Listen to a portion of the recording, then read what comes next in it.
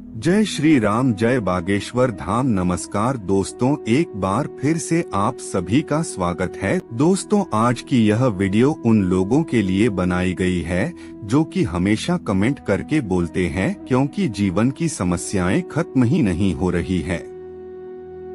चाहे वह समस्या किसी भी प्रकार की हो, किसी भी प्रकार का पितृदोष हो, गृह संबंधी पारिवारिक समस्या या नौकरी संबंधी किसी भी प्रकार की समस्या से भी लोग घिरे ही रहते हैं। आप सभी ने नमक के बहुत से उपाय सुने होंगे, लेकिन आज जो प्रयोग हम आपको बताएंगे वह बहुत ही ज्यादा खास और असरदार है, जो कि अपना असर तुरंत ही दिखाता है और आपको आर्थिक और सामाजिक लाभ मिलने लगता है।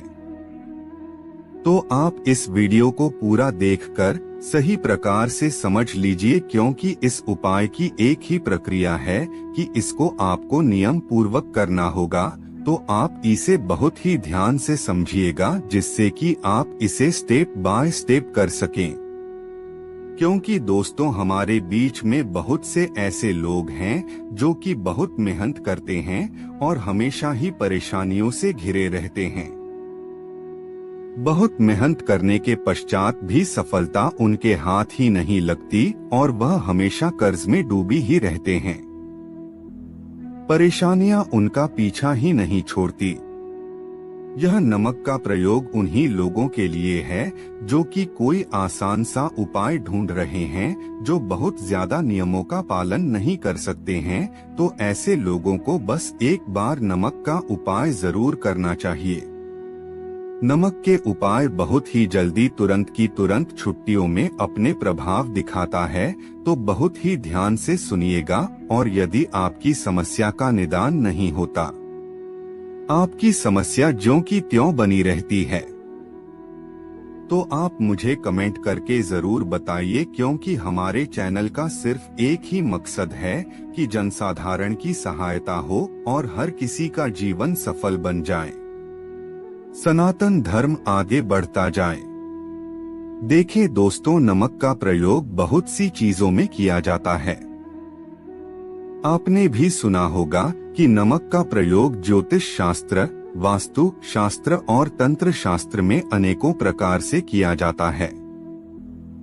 नमक का प्रयोग करके बहुत से लोगों ने चमत्कारिक लाभ प्राप्त किए हैं, लेकिन आज के आधुनिक युग में बहुत से लोग इन उपायों से अनजान हैं। लेकिन आज का प्रयोग यदि आप करते हैं तो आप अपने जीवन से नकारात्मक ऊर्जा को हमेशा हमेशा के लिए खत्म कर सकते हैं। तो ध्यान से सुनिएगा कि आपको यह प्रयोग करना कैसे है। आप अपने दोनों हाथों की हथेलियों में नमक ले लो। यह आपको लेना किस प्रकार से है? आप अपने दोनों हाथों की हथेलियों के बीच में नमक को ले ले, और यह प्रयोग आपको सोमवार या फिर शुक्रवार के दिन से ही प्रारंभ करना है। दोस्तों, एक बात का तो आपको विशेष ध्यान रखना है, या तो उपाय को आप सोमवार से शुरू कीजिए या फिर शुक्रवार से शुरू कीजिए। इन दोनों दिनों में से किसी भी दिन आप इस उपाय को प्रारंभ करते हैं।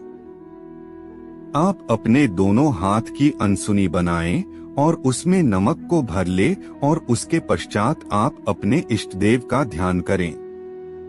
आपके जो भी भगवान हैं, जो भी आपके इष्ट देवता है, जिनमें भी आपकी पूरी और सच्ची श्रद्धा है, आप उन्हीं का ध्यान करें। उन्हें अपने मन में धारण करिए और उनके बारे में सोचिए। उसके पश्चात किसी भी प्रकार की आपकी समस्या है, आप अपनी समस्या के बारे में सोचिए। नौकरी के बारे में परेशान है, बार बार प्रयास करने के बाद भी आपको नौकरी नहीं मिलती है, तो आप नौकरी के बारे में सोचिए। और यदि आपकी समस्या पारिवारिक है, संतान संबंधी है, आर्थिक समस्या है, किसी भी प्रकार की आपकी समस्या है, तो आप उसी प्रकार की अपनी उसी समस्या के बारे में सोचिए। यदि आप लंबे समय से किसी बीमारी से जूझ रहे हैं तो आप उनके बारे में भी सोच सकते हैं। फिर आपके जो भी परेशानी है, जिससे भी आप परेशान हो रहे हैं, उसको मन ही मन में सोचते हुए ऐसे सोचना है कि आपकी सारी समस्या नमक में जा रही है, यानी कि आपकी समस्या उस नमक में धारण हो जाए।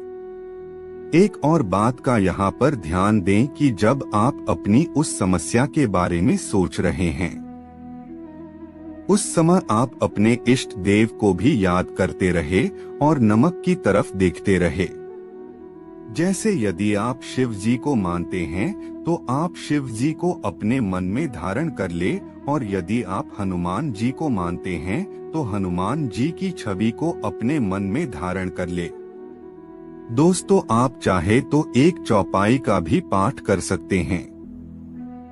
उस चौपाई को आप अपने मन ही मन में दोहरा सकते हैं। तो चौपाई कुछ इस प्रकार है, आप ध्यान से सुनिएगा। कवन सो काज कठिन जग माही, जो नहीं होए तात तुम पाही। दोस्तों, यह एक ऐसी चौपाई है कि यदि आपने चौपाई का पाठ कर लिया तो हनुमान जी को आपकी बात सुननी पड़ेगी। यदि आप इस चौपाई का पाठ करेंगे, हनुमान जी तुरंत ही आपकी बात श्री राम तक पहुंचा देंगे। तो आप इस चौपाई का 11 बार जब 5 बार पाठ कर ले, अपने मन ही मन में चौपाई को जप ले और अपनी समस्या को नमक की तरफ देखते हुए ही आपको यह चौपाई बोलनी है। और उसके पश्चात आपको क्या करना होगा, आप बहुत ही ध्यान से सुनिएगा दोस्तों। जब आप नमक की तरफ देखते हुए अपनी सारी परेशानियां, अपने सारी चिंताएं नमक में प्रवेश करवा देंगे, और जब आपके सारे बुरे ख्याल उस नमक में समा जाएं, आपकी नकारात्मक ऊर्जा कभी कुछ उस नमक में समा जाए, आपको यह सब कुछ अपने इष्ट देवता को मन में अपनी धारण करते हुए सोचना है। आपको ऐसे सोचना है कि आपके इष्ट देवता आपको इन सभी परेशानियों से निकाल देंगे। ऐसा करने के पश्चात आप खुद नमक को अपने घर में बिल्कुल भी ना रखें और ना ही आप इसको अपने घर में कहीं फेंकें। या तो आप इसको कहीं घर के बाहर बैठे या फिर कहीं ले जाकर मिट्टी में दबा दें। चाहे कुछ भी हो दोस्तों, आपको इस नमक का इस्तेमाल बिल्कुल भी नहीं करना है कि तुरंत ही आपको इस नमक को घर से बाहर कर देना है। ऐसा करते के साथ ही आपको तुरंत ही आभास होने लगेगा कि आपकी जो परेशानियां थी वह कम होने लगी है, और अब धीरे धीरे महसूस करेंगे कि आप जैसे जैसे यह उपाय करते जा रहे हैं, आप अपनी समस्याओं से मुक्त होते जा रहे हैं।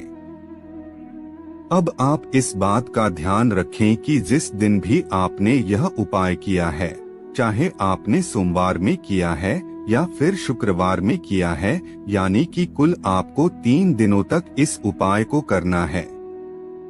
यानी कि आपको लगातार 3 दिनों तक इस उपाय को करना है।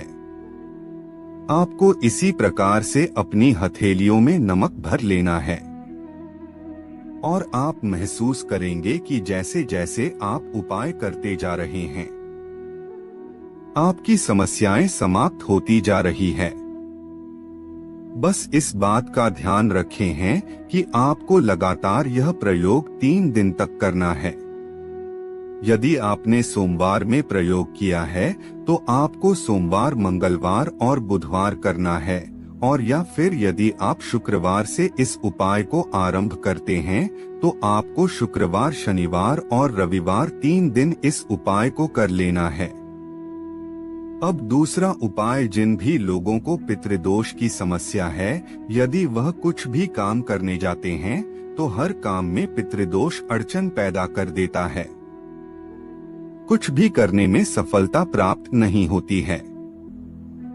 ऐसे लोगों को क्या करना है, बहुत ही ध्यान से सुनिएगा। शनिवार के दिन 8 कील आपको ले लेनी है, और साथ ही आपको लेना है एक कागज में नमक, नमक आपको इतना लेना है कि जो अपने वह 8 की ले ली है, 8 की 8 किले नमक में छुप जाएं। आपको क्या करना है कि आप पहले कागज पर 8 कीले रखें, उसके बाद उस पर नमक रखें, फिर उसकी एक पुड़िया बना ले। फिर उसको आप पीपल के वृक्ष के नीचे जाकर दबा दें, क्योंकि पीपल के वृक्ष में भगवान विष्णु का वास होता है और वहां पर जाकर यदि आप यह उपाय करेंगे तो आपके 2 कष्ट तुरंत के तुरंत ही समाप्त हो जाएंगे। अब मैं आपको तीसरा और बहुत ही सटीक उपाय बता देता हूँ। यदि आपके घर में कोई वास्तु दोष है, जैसे कि आपने देखा होगा कई बार लोग बना बनाया घर खरीद लेते हैं, इसलिए वे घर को अपने अनुसार नहीं बनवा पाते हैं। ऐसे में वह अपने घर को तोड़ भी नहीं सकते, कुछ नया सामान भी नहीं लगवा सकते। तो उन लोगों को क्या करना होगा, बहुत ही ध्यान से सुनिएगा। घर में वास्तु के कारण जहां पर भी क्लेश होता है, आपसी अनबन बनी रहती है, घर में आपस में भेदभाव बने रहते हैं। ऐसे में जहां पर वास्तु की समस्या है, चाहे वह रसोई घर हो या फिर बाथरूम हो, जहां पर भी आपको लगता है कि यहाँ पर वास्तु की समस्या है, वहां पर आपको एक नमक की पोटली बनाकर रख देनी है। जी हाँ दोस्तों, आपने बिल्कुल सही सुना।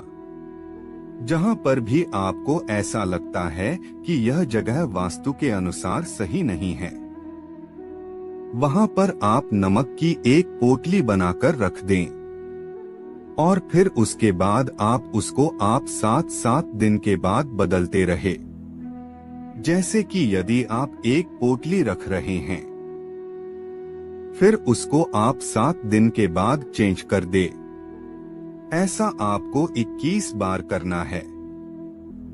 टोटल आपको 21 पोटली बदलनी है। इस तरह से उस दिशा का पूरा वास्तु दोष खत्म हो जाएगा। नमक में इतनी शक्ति होती है दोस्तों। हम यहाँ पर जो भी आपको उपाय बताते हैं वह पूरी तरह से सटीक होते हैं। दोस्तों, बहुत ही गहन अध्ययन के बाद हम ये उपाय आप सभी के लिए लेकर आते हैं। आप चाहे तो हमारे चैनल पर जाकर कुछ अन्य उपाय भी देख सकते हैं, क्योंकि हम यह सारे उपाय आप सभी के मार्गदर्शन के लिए लेकर आते हैं। तो यदि आपको कोई उपाय अच्छा लग रहा है और आप अपनी समस्या के निवारण हेतु यदि कोई उपाय करना चाहते हैं, तो आप जरूर इन उपायों को कीजिए, लेकिन पूरी श्रद्धा और विश्वास के साथ, और पूरा उपाय यानी के उपाय को करते समय उसको पूरा कीजिए। उपाय को बीच में मत छोड़ दें, अन्यथा आप बेकार ही परेशान होंगे कि हमें उपाय का पूरा परिणाम नहीं प्राप्त हुआ। अगर दोस्तों यदि आप पूरी श्रद्धा, विश्वास और नियम के साथ जितना उपाय को करते हैं, तो उसका जो है 100% रिजल्ट आपको मिलेगा। लेकिन सभी उपायों का एक ही नियम है कि सभी को पूरा नियम के अनुसार किया जाए। तो यदि आपको कोई उपाय समझ में नहीं आया, तो आप वीडियो को दोबारा से देख सकते हैं या मुझे कमेंट करके भी पूछ सकते हैं। इस वीडियो को जनसाधारण तक पहुंचाना आप सभी की जिम्मेदारी है कि हम सनातन धर्म को और भी आगे बढ़ा सके और जो हमारे यह प्राचीन उपाय आधुनिक युग में कहीं छुप गए हैं, उनका सही प्रकार से प्रचार किया जा सके। यदि आपको यह वीडियो अच्छी लगी है तो वीडियो को एक लाइक कीजिए, और यदि आप चैनल पर नए हैं तो धर्म लोक चैनल को सब्सक्राइब करना ना भूले। साथ ही साथ बेल आइकॉन को भी दबा ले, ताकि जब भी हम कोई नई वीडियो अपलोड करेंगे उसकी नोटिफिकेशन सबसे पहले आप तक पहुंचे। उन्हें कुछ इसी प्रकार की जानकारी के साथ जय श्री राम, जय बागेश्वर धाम। आप सभी का दिन मंगलमय हो।